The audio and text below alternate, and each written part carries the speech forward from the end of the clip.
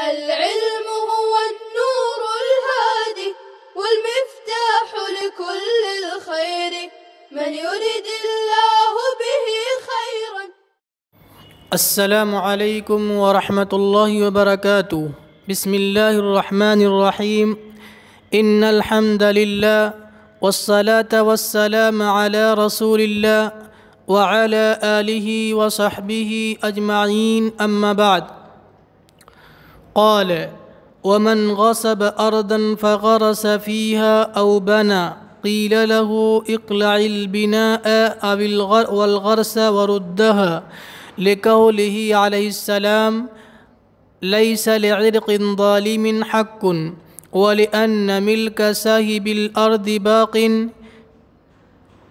فرمایا اور جس نے زمین غصب کر کے اس میں درخت لگا دیا یا عمارت تعمیر کر لی تو اس سے کہا جائے گا کہ زمین اور درخت کو اکھاڑ لو اور اسے واپس کر دو، یعنی زمین کو واپس کر دو.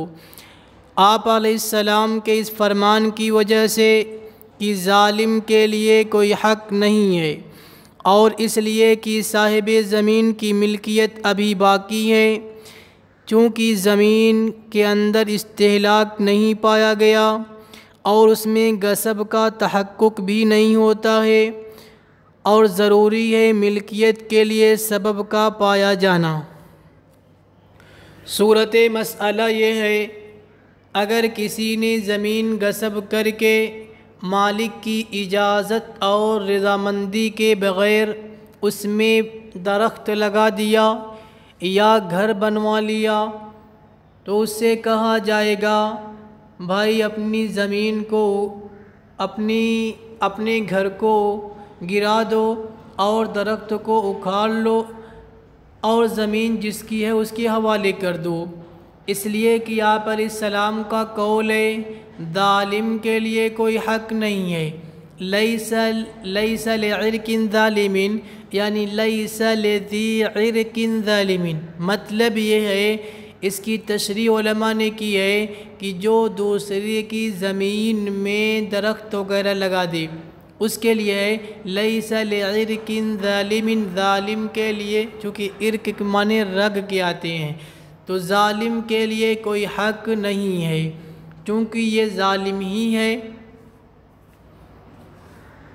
دوسرے کی زمین میں بغیر اجازت کے مرضی کے درخت لگایا ہے، تو وہ سیدھا سیدھا اس حدیث کا مصداق ہے، لہذا اسے کچھ بھی نہیں ملے گا. دوسری دلیل یہ ہے کہ صاحب زمین کی ملکیت تو ابھی باقی ہے نا، اس لیے ملکیت تو وہاں ختم ہوتی ہے جہاں پہ استہلاک پایا جائے، جہاں پہ غصب کرنے کے بعد تصرف کی وجہ سے نام اور کام بدل جائے. یہاں تو زمین کے اندر استہلاک پایا نہیں گیا. زمین کے اندر استہلاک پایا کیسے جائے گا؟ زمین کے اندر تو غصب کا تحقق بھی نہیں ہوا ہے، اور ملکیت کے لیے سبب کا پایا جانا ضروری ہے. یہاں ملکیت کا کوئی سبب نہیں پایا گیا، اس لیے صاف صاف غاصب سے کہہ دیا جائے گا اپنا گھر لے جاؤ اور اپنا درخت لے جاؤ. فَيُؤْمَرُ الشَّاغِلُ بِتَفْرِيغِهَا، تو مشغول کرنے والے کو اس کو خالی کرنے کا حکم دیا جائے گا. کما اذا شغل ظرف غیرہ بطعامہ، جیسا کہ اگر کسی نے کسی کے برتن کو اپنے کھانے سے مشغول کر رکھا ہے، اپنا کھانا کسی کے برتن میں رکھ رکھا ہے، تو اس سے کہا جائے گا کہ بھائی اپنا کھانا لے لو، اپنا کھانا نکال لو، چاہے کھا لو، اس کے برتن کو خالی کر دو. فَإِنْ كَانَتِ الْأَرْضُ تَنْقُصُ بِقَلْعِ ذَلِكَ فَلِلْمَالِكِ أَنْ يَضْمَنَ لَهُ قِيمَةَ الْبِنَاءِ وَقِيمَةَ الْغَرْسِ مَقْلُوعًا وَيَكُونَانِ لَهُ. اب فرماتے ہیں اگر زمین اس اکھاڑ پکھاڑ کی وجہ سے ناقص ہو جائے تو مالک کے لیے یہ ہے کہ اکھڑے ہوئے درخت اور اکھڑے ہوئی یا گری ہوئی عمارت کی قیمت کا ضامن بن جائے، ضامن ہو جائے، یعنی تاوان دے دے، اور وہ دونوں چیزیں یعنی عمارت اور درخت مالک کی ہو جائیں گی۔ کیوں ایسا؟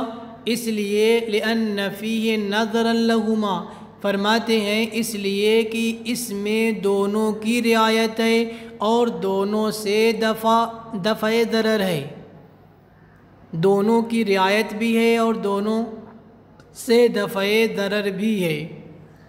اس کے بعد فرماتے ہیں وَقَوْلُهُ قِيمَتَهُ مَقْلُوًا، متن میں جو یہ فرمایا قیمت البناء و قیمت الغرس مقلوعاً، اس کا کیا مطلب؟ معناہ قیمت بناء او شجر یؤمر بقلعہ، اس کا مطلب یہ ہے کہ اس عمارت یا درخت کی قیمت جس کے اکھاڑنے کا حکم دیا گیا ہے، یعنی جس درخت کو اکھاڑنے کا حکم دیا گیا ہے، جس بلڈنگ کو گرانے کا حکم دیا گیا ہے، تو اس کی قیمت لگائی جائے گی، اس لیے کہ اس کا حق اسی کے اندر ہے، یعنی غاصب کا حق اس درخت کے اندر ہے۔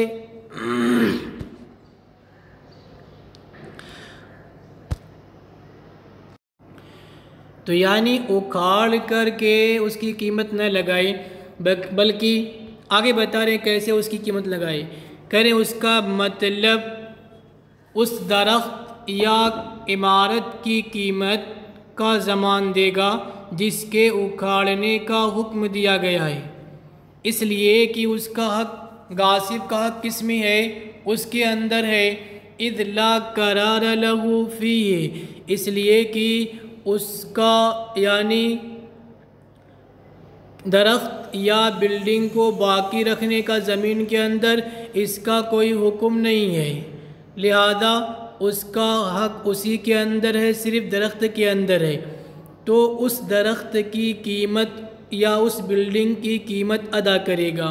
کیسے اندازہ لگایا جائے گا؟ فَيُقَوَّمُ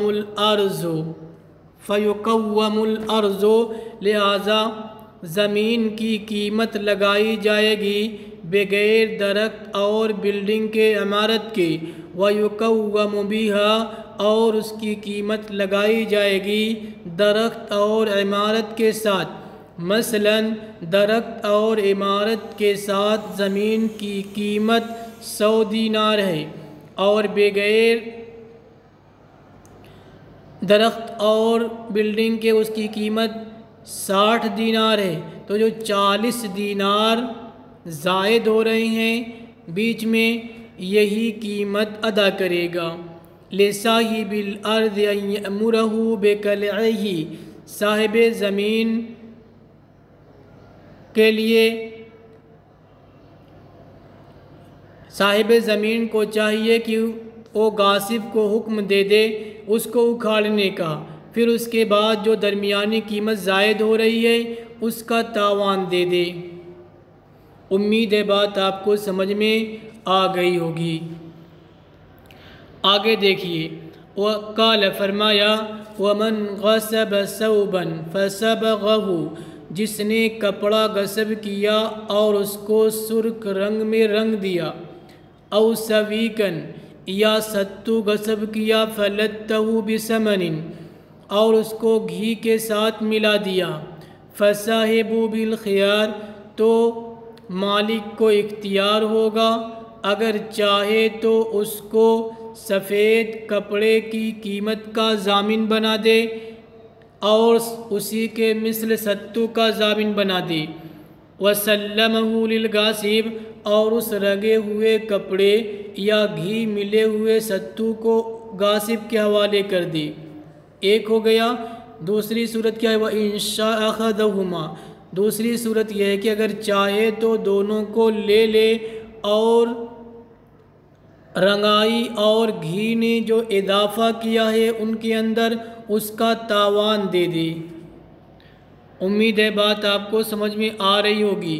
وقال الشافعی، امام شافعی رحمۃ اللہ علیہ فرماتے ہیں کپڑے کے سلسلے میں تو یہ بات ہے لِصَاحِبِهِ أَن يُمْسِكَهُ وَيَأْمُرُ الْغَاصِبَ بِقَلْعِ الصَّبْغِ بِالْقَدْرِ الْمُمْكِنِ۔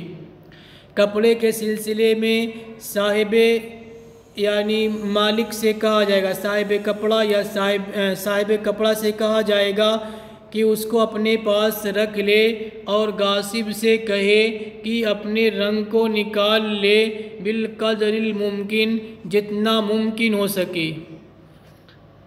جی اعتباراً بفصل الصاغة بنی فیہا او بنا فیہا،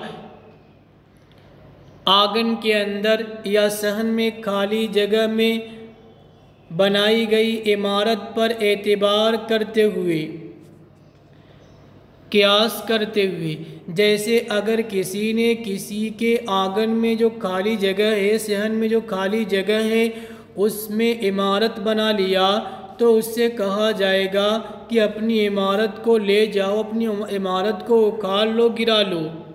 کیوں؟ لأن التمییز ممکن، اس لیے کہ الگ کرنا ممکن ہے، لہذا غاصب سے کہا جائے گا کپڑے کو جو تو نے سرخ رنگ سے رنگ دیا ہے اپنا رنگ نکال لو، چونکہ رنگ نکالنا کیا ہے؟ ممکن ہے، رنگ کو کپڑے سے الگ کرنا ممکن ہے۔ بخلاف الثمن فی السویق، لیکن ستو کے اندر گھی نکالنا یہ مشکل ہے، برخلاف ستو سے گھی الگ کرنے کی۔ لأن التمییز، اس لیے کہ الگ کرنا بہت مشکل ہے۔